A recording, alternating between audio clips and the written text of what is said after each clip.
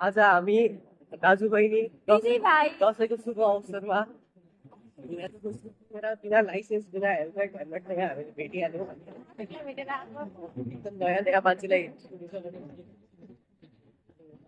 उयो अगाडि पुलिसको गाडी त होइन होला यो बाटो हिँड्दैछौँ हामी अहिले अघि पनि भिडियो बनाएको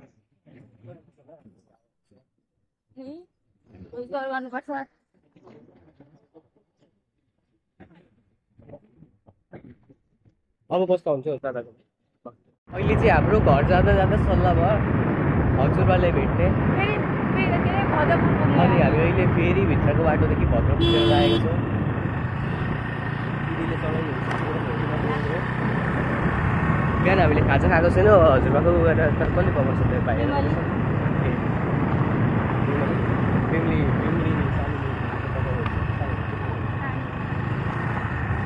ल अब गएर